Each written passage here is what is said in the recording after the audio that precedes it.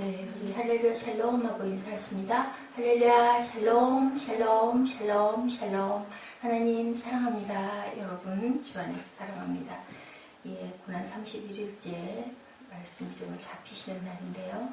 베드로가 예수를 알지 못한다고 하다. 바깥들에 앉았더니 한 여종이 나와 있던 너도 갈릴리 사람 예수와 함께 있었다. 세 번을 이렇게 부인하죠. 이 세 번 부인하는 부분에서 우리가 한번 살펴볼 거.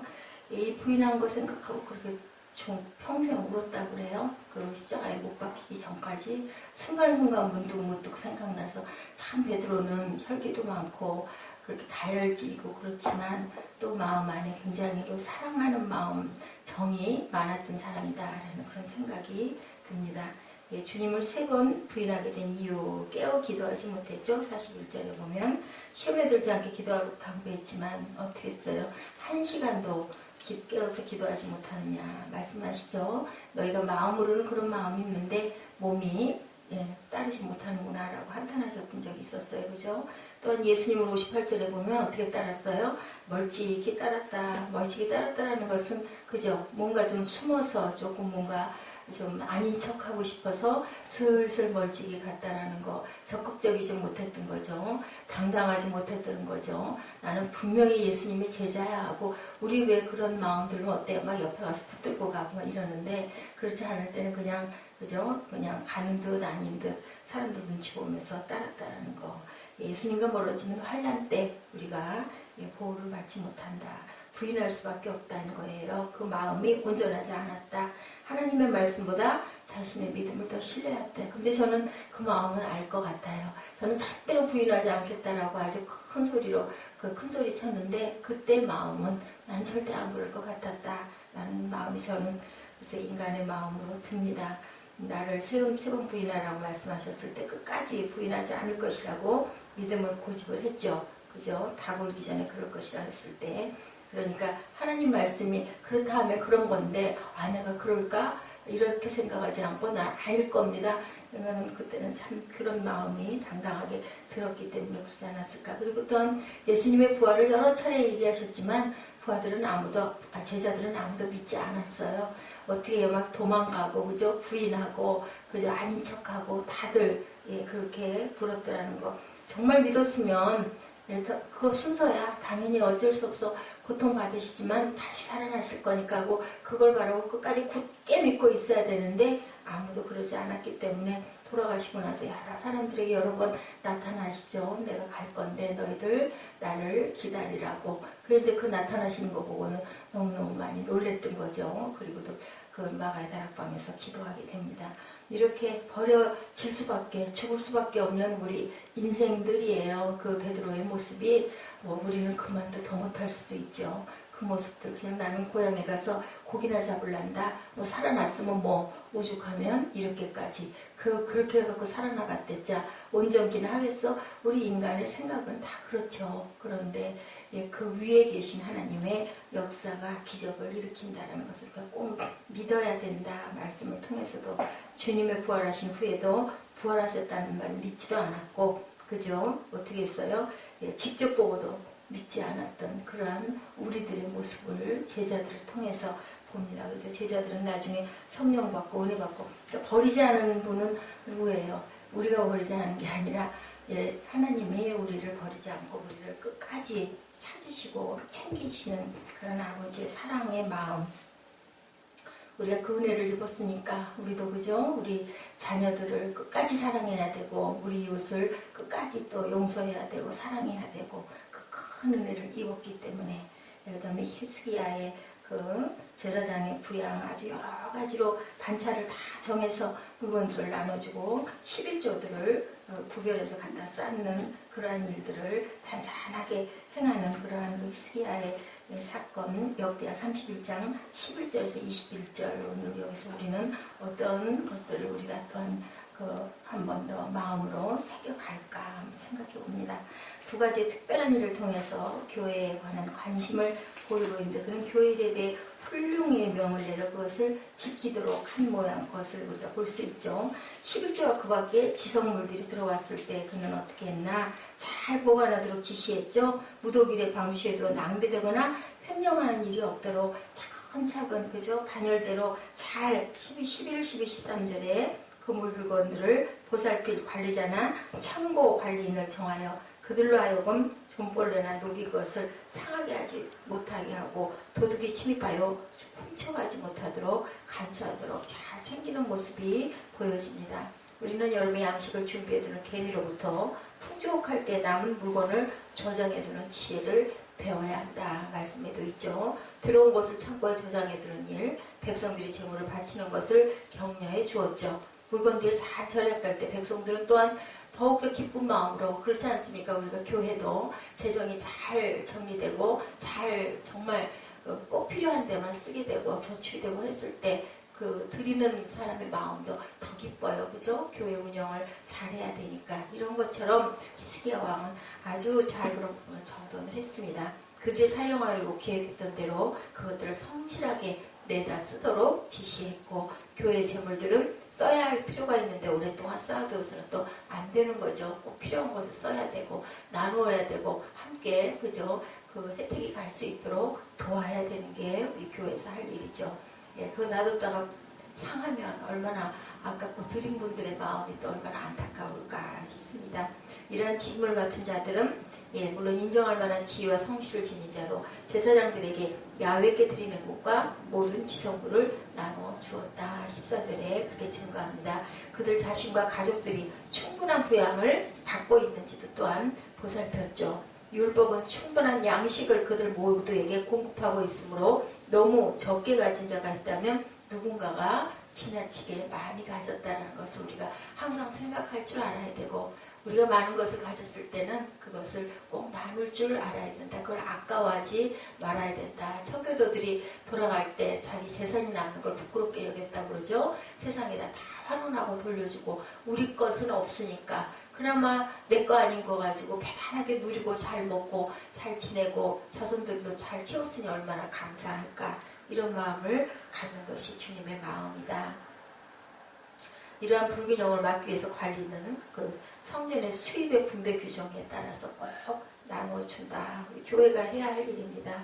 이 제사장들은 성결하고 충실히 그 직분을 다하는 자들이다. 18절에 증거하죠. 이들은 패트릭 주교의 해설대로 하나님의 전에서 직임을 행하는 자들을 도왔고 필요한 모든 것들을 충분히 주었고 그들이 확신 속에서 하나님을 희종드는 자들이었기 때문에 누가 보고 계시니까 하나님이 보고 계시니까 그래서 우리 교회에서도 그 헌금 11조 헌금 나오는 거 개수자들이 아주 마음이 맑고 깨끗해야 된다. 왜냐하면요 물질을 보면은 욕심이 나고 그거 뭐 누가 얼마 했는지 우리 헌금 바구니 그거 개수할 때 알아요? 모르죠. 그죠? 누가 슬쩍 한두 개 빼도 큰 교회 같은 경우는 얼마나 많은 헌금이 들어오겠습니까? 그렇기 때문에 우리는 항상 아버지 앞에 온전한 모습이 되어서 누가 알든 모르든 정말 정직하게 정확하게 어떻게 두렵고 떨리는 마음으로 세상에 사는 게 끝이 아니기 때문에 그런 마음을 가져야 되는데 베드로처럼 아까 우리 마태복음 말씀 나온 것처럼 주님을 멀찍이 따르다 보면 뭐가 들어와요? 사탄이 들어온다라는 거 바짝 따라야 되겠죠. 그 성읍의 제사장들에게 이렇게 분배했습니다. 15절에 보면 제사장들은 형제들이 예루살렘에서 하나님의 시종드는 일을 하고 있는 동안 집에 머물러 있으면서 야훼에 대한 선한 지식을 또한 가르쳤다. 가르치는 제사장들은 재물을 들고 있는 제사장들과 마찬가지로 또한 분배를 받았죠. 가르치는 자도 있어야 되죠. 분배하는 자도 있어야 되고 또 모아서 관리하는 자도 있어야 되고 적당한 것에 좋은 것을 잘 쓸 수 있도록 그 찾는 그런 사람들도 그냥 교회는 혼자 할 수는 없는 거예요.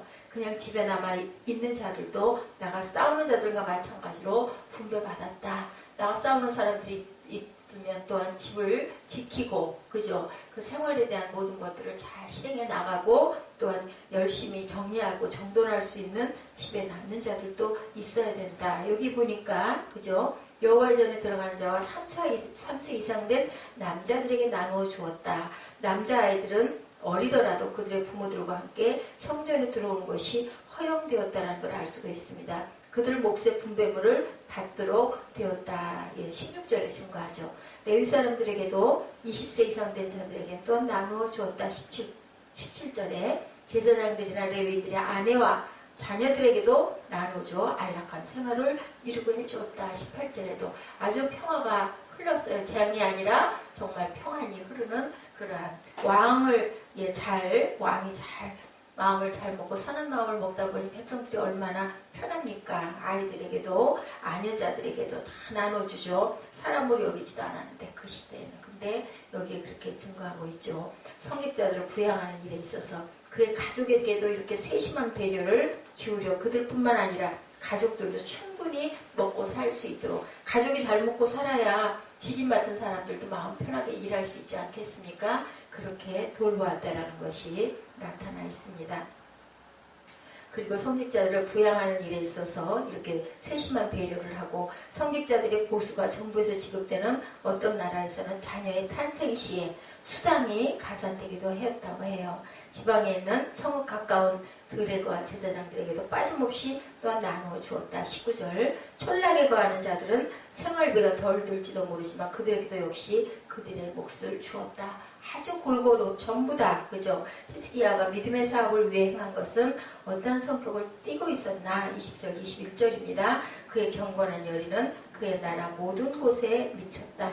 온 유다에 이같이 행하였다. 그의 옆에 있는 성읍뿐 아니라 시골의 모든 지역도 그가 이루어놓은 훌륭한 통치의 결실을 함께 나누었다. 그는 하나님을 기쁘게 해드리기 위해 성실히 노력했으며 의도가 그가 하는 모든 일에서 입증되었죠. 하나님 야훼 보시기 어떻게 했다? 선을 행하였다. 그의 모든 일을 야훼 보시기 합당한 것이 될 수 있도록 정의롭게, 그죠? 진실함으로 행하는데 힘을 기울였다. 힘을 기울였다고 그래요. 율법을 쫓아 행했던 거죠. 그것이 온전할 수는 없겠지만 온 힘을 다해서 힘써 우리가 일해야 되겠죠. 힘써 나눠야 되겠죠. 세 번째로는 그의 시작한 일을 끝까지 적극적으로 일심으로 행하였다. 그의 모든 선한 의도는 훌륭한 결과를 가져오죠. 왜냐하면 그렇게 열심히 하는데 옆에서 보는 사람들도, 제사장들도 그렇고 그리고 백성들도 그렇고 얼마나 왕을 존경하고 얼마나 감사했겠습니까? 그런 야훼전에서 수종드는 일이나 나라를 다스리는 모든 일에 형통하게 되었다. 이렇게 희생을 하니 모두 다들 따랐겠죠. 모두 다들 감사했겠죠. 그러니 얼마나 모두 한 마음이 되었겠습니까? 성실한 마음으로 하나님의 영광을 위해서 행한 일, 결국 우리 자신의 영예와 기쁨을 준다. 우리가 그런 노력을 하다 보면은 우리의 마음에 어떤 마음에 못한 마음도 들게 되고 보람도 얻게 되고 주변에서 보는 사람들도 내가 일심으로 행하면 그게 느껴지기 때문에 서로 함께 합력하여 선을 이룰 수 있다는 거죠. 시편 39편 6절입니다. 실로 각 사람은 그림자같이 다니고 헛된 일에 분유하며 재물은 쌓으나 누가 취하려는지 알지 못하나이다. 주여 내가 무엇을 바라리요? 나의 소망은 주께이나이다. 예, 아주 감동적인 예화가 있어서 잠깐 소개합니다. 콩알 몇 개를 낡은 편지에 싸가지고 소중하게 품고 다니는 어머니가 있었어요.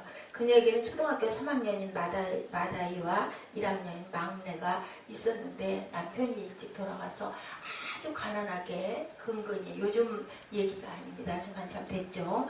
더구나 주군의 남편이 가해자로 몰려가지고 가지고 있던 그나마 조그만한 오두막 같은 집도 쫓겨나고 정말 아이 둘하고 벌거숭이로 그 세상에 나가 떨어져 있을 수밖에 없게 생겼어요. 그렇게 되다 보니 엄마가 얼마나 힘이 들었겠습니까? 이 어린 아이들 1학년짜리 3학년짜리를 데리고요. 이 어떤 사람의 호의로 헛간 일부를 빌려서 가마니를 깔고 백열등 한 개와 식탁과 아들 책상할 겸한 사과 괴짝 한 개를 가지고 식탁도 하고 애 책상도 만들고 그렇게 해서 아주 정말 그 다 낡아 빠진 이부자리 옷까지 몇 개를 가지고 정말 죽지 못해서 근근히 연명하는 이러한 그 모자죠. 어머니는 힘든 생활을 위해서 아침 6시에 집을 나서서 가까운 빌딩 청소를 하고 낮에는 학교 급식을 돕고 밤에는 식당에서 접시를 닦고 이렇게 고된 하루하루를 보냅니다.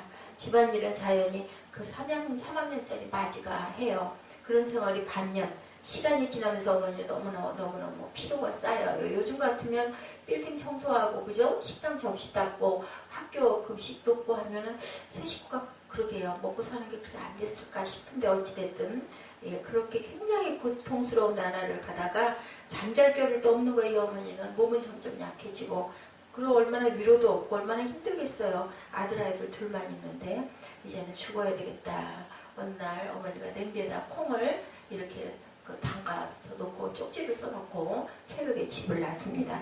예, 여기 남비에 콩을 앉혀 놓았으니까 이것을 졸여서 오늘 저녁 반찬을 해라.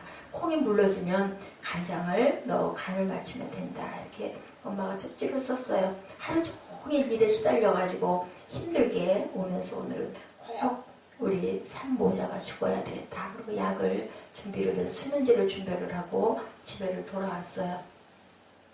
그런데 보니까 낡은 이부자리에 널브러져서 아들 둘이 자고 있는데 온목에 보니까 쪽지가 하나 또 똑같이 놓여 있더래요. 거기에 이렇게 써 있더라고 합니다. 예, 어머니. 저는 어머니가 적어 놓으신 대로 열심히 콩을 삶았어요. 그리고 콩이 물렁해졌을 때 간장을 부었죠. 저녁에 밤에 동생한테 그거 밥으로 먹어라, 반찬으로 먹으라고 줬더니 동생이 콩 하나를 씹어 먹어보더니 형 너무 짜서 나 못 먹어. 그러고는 그냥 냉수에다 물에다가 밥을 말아서 먹고 맨밥을 먹고 잡니다. 어머니 정말 잘못했어요. 그런데요, 제가 정말 열심히 콩을 삶았거든요. 이렇게 써놨더랍니다. 한 번만 용서해 주세요. 그리고 믿어주세요. 정말 열심히 콩을 삶았어요. 제가 삶은 콩 하나만 잡숴보세요. 정말 물렁하도록 삶아서 간장을 부었습니다. 이렇게 써놨더랍니다. 예, 나가시기 전에 그리고 꼭 깨워주세요. 제가 그 콩 삶는 법을 엄마한테 다시 배울래요. 내가 어머니 암만 일찍 나가도 다 괜찮으니까 깨우세요. 이렇게 예, 초등학교 3학년이 어떻게 이랬을까요? 네, 꼭 어머니 그리고 지금 혹시 피곤하시죠? 저희를 위해서 고생하시는 거 알아요. 어머니 힘내세요. 이렇게 아이가 아주 그냥 정말 어른보다 더 정말 마음이 아픈 만큼 이렇게 글을 써놨더래요. 그리고 제발 몸 조심하세요. 저 먼저 잡니다. 엄마도 들어오시면 편하게 주무세요. 이렇게 써놓고 잤대요. 엄마 마음이 어땠을까요? 오늘 밤에 꼭 이 수면제 셋이 나눠 먹고 죽어야지 했는데 그걸 보고는 그만 저 어린 것이 더 열심히 살려고 애를 쓰는구나. 그거를 보고 마음을 돌이켰다고 합니다. 내가 미련하고 나쁜 생각을 했지. 저 생명들을 죽이고 나도 죽으려고 했던 거 정말 죄다. 이렇게 마음을 돌이키고 어머니는 아이들 머리맡에서 바지가 너무 쪼여가지고 그죠? 그거를 물도 적당히 붓고 간장을 부어야 되는데 뭐 알겠어요? 그냥 간장만 퍼넣게 진 게 작겠죠. 너무 쫄아가지고 짠 그 콩을 두 손으로 받쳐들고 눈물 범벅이 된 채 하나하나 먹고 또 먹었다라는 이 글을 제가 보고 정말 그 눈물이 났었어요. 어머니는 사왔던 약봉지를 치우고 다시 살아봐야 되겠다. 그리고 그 콩 몇 알을 휴지에다 꼭 싸갖고 다니면서 너무 힘들고 죽겠을 때마다 몸이 아플 때마다 콩을 펼쳐봤다고 그래요. 그렇게 하면서 힘을 냈다고 합니다. 예, 이렇게 콩알만큼의 희망이라도 있으면 살아야지요. 하지만 따져보면 콩알만큼의 희망이 아니라 호박만큼의 희망이 있죠. 이 어머니가 이렇게 간증을 했대요. 살아난 거죠. 그 이후에 제가 우리 아들이 있고 제 몸이 더 나빠지지 않으니까 이 콩알만한 게 아니라 저는 호박만한 희망을 갖고 있습니다. 이렇게 밝게 웃었다고 그래요. 예레미야 29장 11절입니다. 나 야훼가 말하노라. 너희를 향한 나의 생각은 내가 하나니 재앙이 아니라 평안이요 너희 장래에 소망을 주려는 생각이니라. 예, 이런 모습 어떠세요? 우리들 공부하고 힘들고 그죠? 직장에서 어렵고 어깨도 아프고 눈도 아프고 다리도 붓고 그렇죠. 게다가 또 좋은 얘기 못 들을 때도 너무 많고 자존이 상할 때도 너무 많고 그 위에 하나님이 우리에게 평안을 주려고 바라보고 계신다. 세상에서는 어쩔 수 없이 공고한 삶을 각자 맡은 대로 열심히 살 수밖에 없는데 그 안에 그 위에 아버지께서 우리에게 늘 이렇게 은총을 내려주시죠. 베드로가 3번 부인했지만 끝까지 찾아오신 주님이 우리를 위해서 붙들고 계시고 바라보고 계시고 다독이고 계시고 그래서 저는 그런 생각을 했어요. 평생을 아니면은 앞으로 5년을 10년을 나는 어떻게 살아갈 것인가. 아마 이 모습대로 어제 문득 집에 들어가면서 그런 생각이 들더라고요. 매일매일을 별일 없이 똑같은 반복일지라도 만약에 이렇게 살아간다면 그건 참 하나님의 은혜다. 이 많은 시간들을, 이 많은 날들을 어떻게 아무 일도 없이 살 수 있을까? 그거 정말 하나님의 은혜가 아닐까? 저는 그런 마음이 들었습니다. 차 운전을 하고 가다가 우리가 아무리 조심을 해도 그죠? 뒤에서 누가 와서 들이박을 수도 있어요. 그 찰나의 순간에 그죠? 그런데도 무사하게 집에를 돌아갈 수 있고 또한 아이들과 함께 정답게 편안하게 오손도손 맛있는 밥을 나눠 먹을 수 있는 거, 이 은혜 얼마나 귀한 하나님의 은총인가. 하나님께서 주신 거 우리가 함께 잘 나누고 살아가는 거, 그거 하나님 바라보시고 기뻐하신다라는 거. 왜 주님이 십자가에 못 박혀 돌아가셨을까? 오늘 37일째 되죠. 오늘 수요일입니다. 잡히시던 그러한 그 모습, 얼마나 비참하게, 얼마나 아프게, 얼마나 고난당하시면서도 아버지의 뜻을 끝까지 순종하시려고 거기서 뛰어내릴 수도 있으셨고 12천사를 부를 수도 있었는데, 그렇게 해야만, 내가 그렇게 해야만 구약의 모든 그 것들을 이루어야만, 그것을 이루고 나가야만 인류를 구원할 수 있기 때문에 돌아간 주님의 마음을 우리가 품고 오늘도 힘차게 하루를 시작하시는 저와 여러분 되시기를 주님의 이름으로 축복합니다. 기도하시겠습니다.